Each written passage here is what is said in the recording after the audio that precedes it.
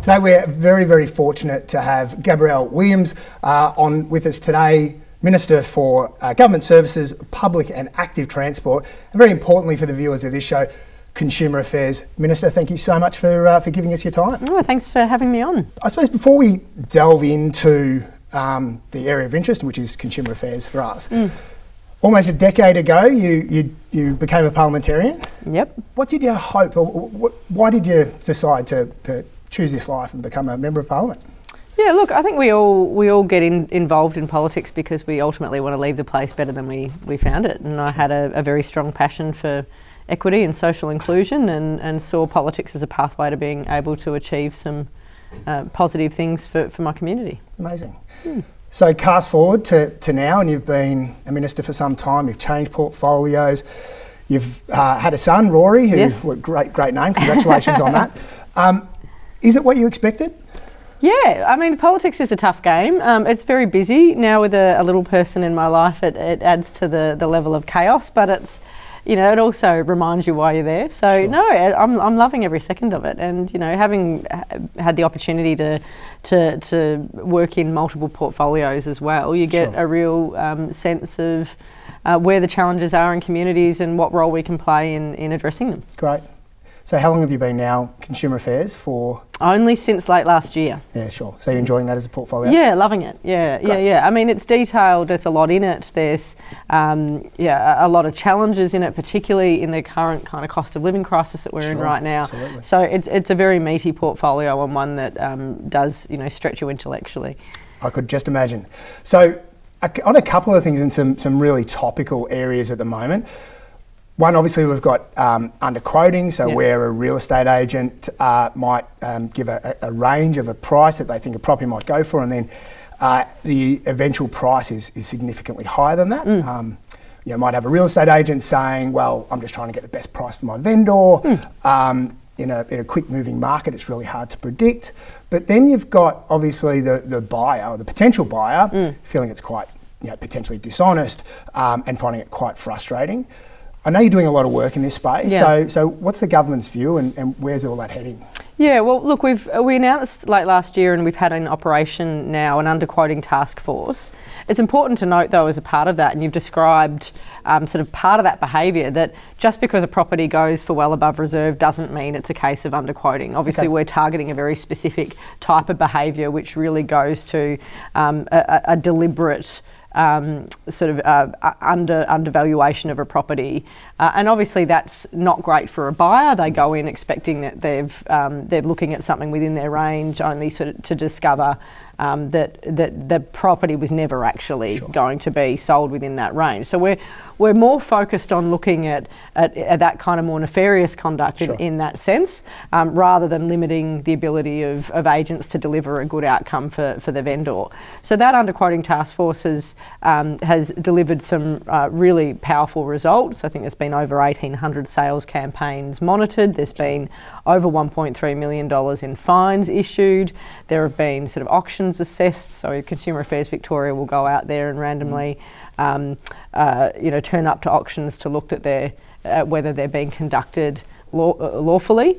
And in one particular case, only one so far, criminal proceedings were instituted in a particularly egregious case. Right. It's yielded very good, I think, data as well, and an understanding about what's happening in the marketplace. But what I found really interesting about the data that's coming through so far is that more than a quarter of the reports to Consumer Affairs Victoria have actually come from other real estate agents. So it's the sector policing itself, because the agents doing the right thing feel undercut by the agents doing the wrong thing. And we know the majority of the industry is wanting to do the right thing. Yeah, that's great.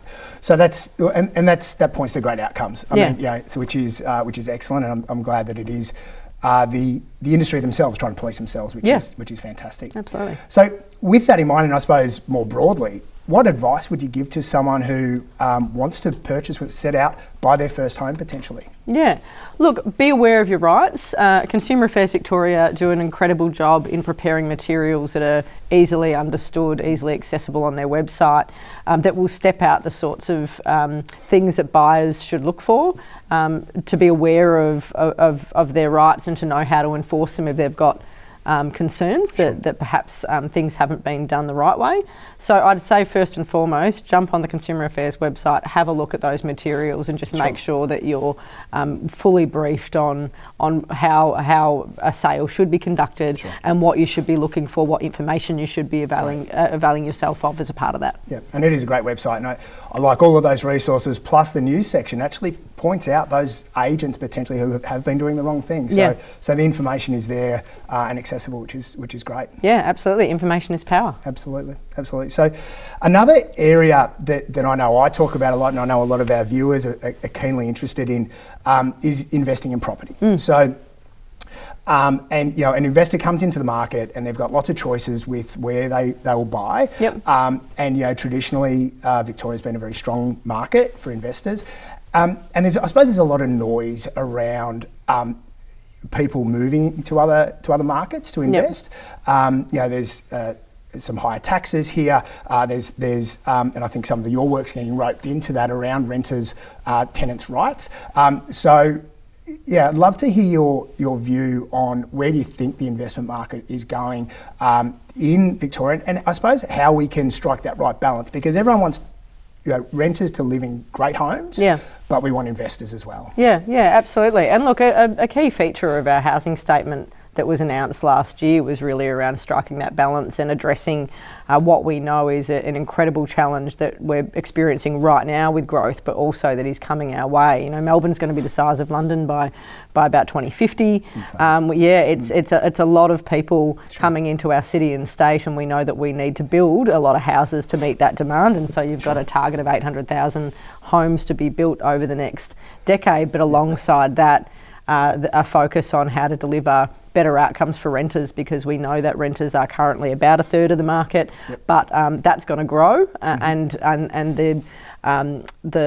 pattern of rental behaviour is changing. We tend to think now of renters being uni students and young people, but what we know is that more people are going to be renting for longer and more people are going to be renting for the entirety of their lives. So how do we establish a rental market that reflects that changing pattern of renting?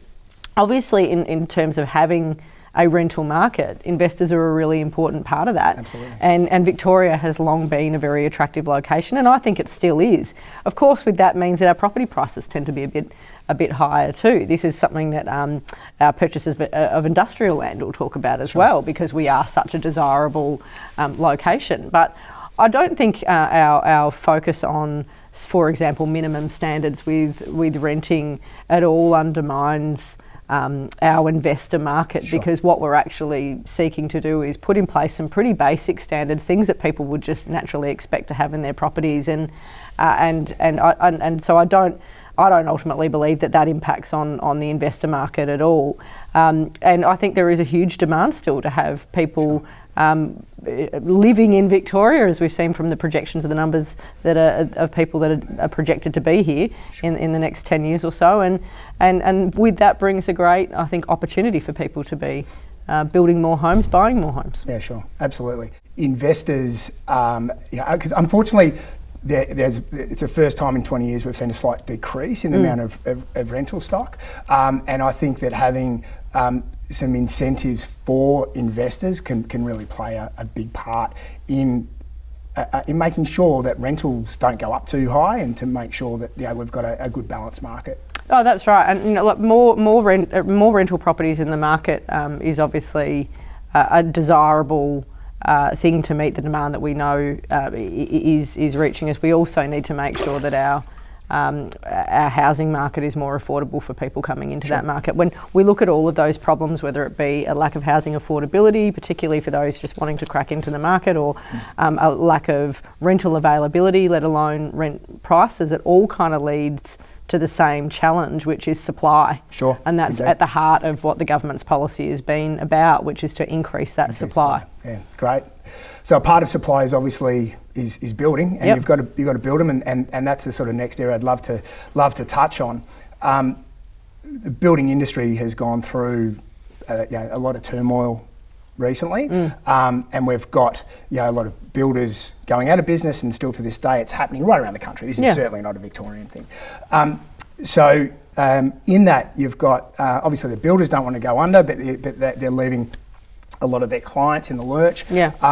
So, I know there's a lot of work being again in your department around there's the building legal service review.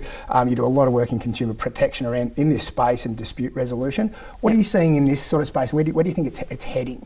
Yeah, look, it has, as you've rightly identified, been a very challenging environment, really from the Porter Davis collapse and onwards. And you've seen the government have to step into that space through things like the liquidated builders payment scheme, which has been extended a couple of times as additional cases have come on to make sure that we're ultimately protecting consumers who have suffered, sometimes quite significant losses as a consequence, as you've outlined. Sure. But alongside that has sat a larger piece of work from the government perspective about making sure that we can improve the regulation of that industry and work closely with the industry to do that. So there's been legislation passed earlier in the year that was focused on making sure that insurance was taken out by the builders before money was received from the client, and that's for properties for work that's over $16,000. So again, consumer protection work, but there is a much bigger piece, I think, in here around ensuring that consumers are protected, that insurance is in place, while also listening to the industry about what they need to ensure that they've got the cash flow to complete builds and do that to a really high standard. So that's the challenge that we're working through at the moment to get those regulatory settings right, to make sure that we're working closely with both consumers and also the real estate and building industry themselves to talk about what's needed to make our building industry vibrant and viable, because that's really important for us being able to meet our target of 800,000 new homes over the next decade. So there's, I'd say, watch this space. There's going to be a lot more happening here in the time ahead, and hopefully it represents also significant opportunity in our market. Absolutely. So to a granular level, I suppose, what advice would you give someone watching today saying, I want to build my dream home? What sort of advice would you be giving someone like that? Look, select your builder carefully, do your due diligence. I'd say, ensure that they're registered. If you've chosen a builder, ensure that that their insurance policy is sound. You can do that on the VMIA insurance policy checker. There are so many tools available for you to facilitate you being able to do that due diligence to ensure that you ultimately get what you're paying for, which is the home of your dreams. Yeah, absolutely. Great advice. Thank you. An area close to my heart is financial counselling, and I know that's certainly an area that's received some new investment. Mm-hmm. Love to hear where that's headed and what was the genesis of that. Yeah, look, financial counselling has over the years played a really important role in being able to support people often in their most challenging of times. And 10 years ago now, we had a Royal Commission into family violence here in Victoria, and it had 227 recommendations. They span pretty much every portfolio in government. They're very, very broad, and in many respects, financial counselling is one of the kind of smaller parts of that overall story, but so critical to allowing people to get back on their feet after they've experienced something quite traumatic, allowing the predominantly women affected by family violence to re-establish their lives and have a pathway to security, really, which is what it's all about. So the recent funding in the budget of $6.8 million will go towards being able to provide that counselling specifically for those experiencing family violence. But on top of that, we announced a further $15 million for financial counselling for people experiencing, rental stress, at risk of homelessness, those who, particularly in the current environment of cost of living pressures, we know are doing it really tough at the moment. And if you go to the organisations that run out these programs, these financial counselling programs, and you hear the stories they tell about how the assistance gained through those programs has transformed someone's life, it's a powerful funding stream in that sense, and it can really make the difference between somebody actually having a secure roof over their head and the ability to pay their bills. Versus, the alternative, which in many cases is heart-achingly sad. Absolutely, no, definitely, it's great work. And just finally, what else is on the radar for consumer affairs?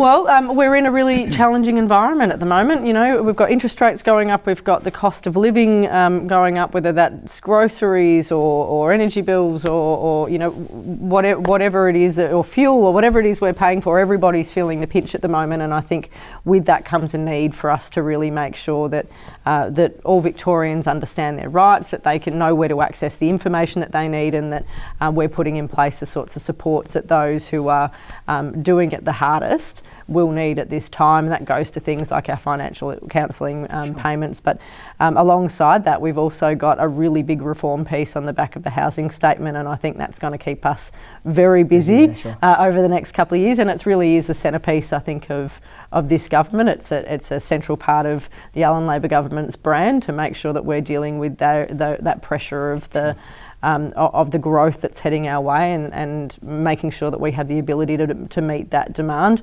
but most importantly working with both the industry and consumers in order to be able to deliver the best possible outcome, which is, we hope, more high quality houses in the market and a market that is affordable. Great. Well, once again, thank you so much for coming on. I know you're very, very busy, so the time, you've been very generous with your time, thank you. And we really appreciate it. Thanks so much. No, I appreciate it having me on. It's been a great chat. Thank you. Thank you.